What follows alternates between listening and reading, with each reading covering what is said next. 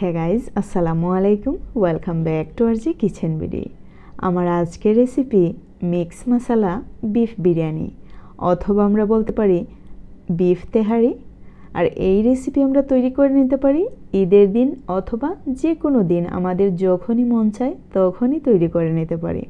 আর যদি এই রেসিপি মেহমানকে তৈরি করে খাওয়ান, অবশ্যই সবাই অনেক কোয়েশ্চেন করবে। আর অনেক কোয়েশ্চেনের মাঝে একটি কমন কোয়েশ্চেন থাকবে, কি কি মশলা ইউজ করেছেন। তাহলে চলুন আমার আজকের এই রেসিপিটি দেখে নেওয়া যাক। এইখানে আমি নিয়েছি প্রায় 1.5 কেজির মতো গরুর মাংস। চুলায় একটি হাঁড়ি বসিয়ে দিয়ে দিচ্ছি আগেই গরুর মাংস, তারপর দিয়ে দিচ্ছি 1.5 কাপ পরিমাণ পেঁয়াজ কুচি, দিয়ে দিচ্ছি 15 থেকে 20টি এলাচ, হাফ চা চামচ জয়ত্রী এবং 15 থেকে 20টি লবঙ্গ, দিয়ে দিচ্ছি কিছুটা গোলমরিচ, আর দিয়ে দিচ্ছি তেল অবশ্যই এখানে একটু বেশি ইউজ করতে হবে। প্রায় 1.5 কাপ পরিমাণ তেল দিয়ে দিলাম। এখন একটু নেড়ে নিচ্ছি। এই রেসিপি আমি তৈরি করেছিলাম কয়েকজন ফরেন মেহমানের জন্য। ওরা কিন্তু খেয়ে অনেক প্রশংসা করেছিলেন এবং প্রশ্ন করেছিলেন কি কি মশলা ইউজ করেছি। দিয়ে দিচ্ছি 1.5 টেবিল চামচ পরিমাণ জিরে গুঁড়ো,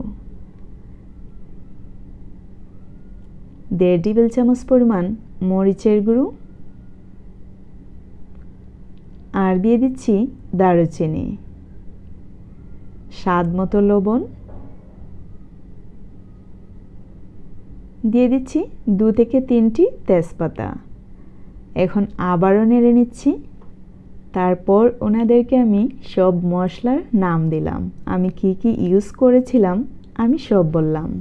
ঢাকনা দিয়ে ঢেকে দিলাম 30 মিনিটের জন্য।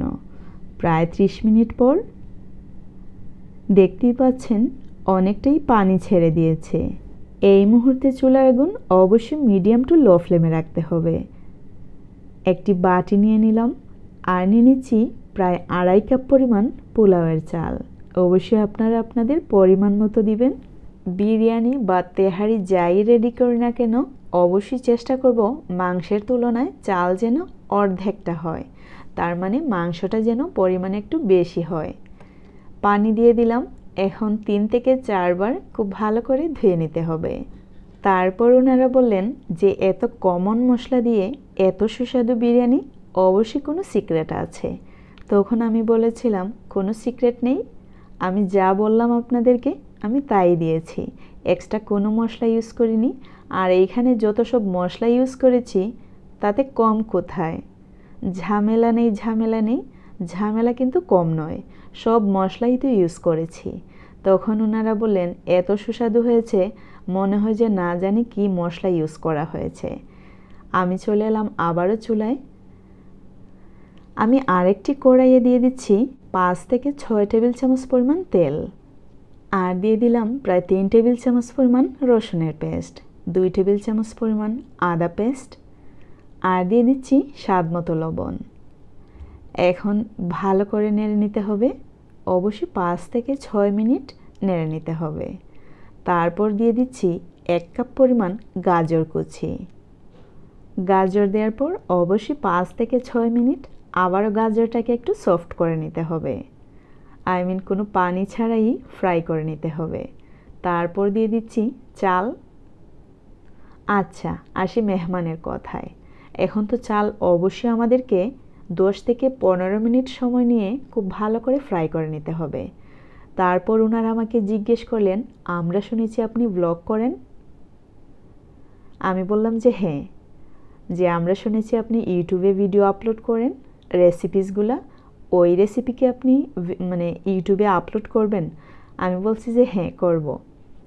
দিয়ে দিচ্ছি প্রায় 5 টেবিল চামচ পরিমাণ বিরিয়ানি মশলা, আর দিয়ে দিচ্ছি প্রায় 4 টেবিল চামচ পরিমাণ তেহারি মশলা। এখন অবশ্যই খুব ভালো করে নেড়ে নিতে হবে। সব মশলা সুন্দর করে মিক্স হয়ে গেলে দিয়ে দিচ্ছি মাংস কিন্তু অনেকটাই সফট হয়েছে, অনেকটাই সফট, 99% সফট করেছি। আপনারা অবশ্যই আপনাদের মন মতো সফট করে নেবেন। তারপর ওনারা আমাকে বললেন যখনই আপনি ভিডিও আপলোড করবেন অবশ্যই আমরা দেখে নেব। গাইজ, অবশ্যই আপনারা খেয়াল করেছেন আমি কিন্তু 2.5 কাপ পরিমাণ চালের সাথে 2 কাপ পরিমাণ পানি দিয়েছি। কারণ হচ্ছে আমাদের মাংসে কিন্তু অনেকটাই ঝোল ছিল, সেই পরিমাণে কিন্তু পানিটা দিতে হবে, তা না হলে অনেকটাই নরম হয়ে যাবে আর খেতে কিন্তু ভালো লাগবে না। আমরা যতই বলি না কেন যে 1 কাপ চালের সাথে 2 কাপ পানি, কিন্তু যারা রান্না করেন তারাই একমাত্র বুঝতে পারবেন কয় কাপ পানি লাগবে। আমি ঢাকনা দিয়ে ঢেকে দিলাম 15 মিনিটের জন্য, তারপর সার্ভ করে নিচ্ছি। আমার এই রেসিপিটি ভালো লাগলে অবশ্যই একটি লাইক দিবেন, বেশি ভালো লাগলে সাবস্ক্রাইব, আরও বেশি ভালো লাগলে ফ্রেন্ডস অ্যান্ড ফ্যামিলির সাথে শেয়ার করতে ভুলবেন না। আর হ্যাঁ, যারা আমার এই রেসিপি এত দূর পর্যন্ত দেখতে দেখতে চলে এসেছেন তারা খেয়াল করলে বুঝতে পারবেন আমি কিন্তু এইখানে কোনো মিল্ক, আলু বোকারা, কিশমিশ কিছু ইউজ করিনি। তারপরেও ছিল এই রেসিপি সেরা একটি রেসিপি। যদি বাসায় ট্রাই করেন সেম প্রসেসে ট্রাই করবেন।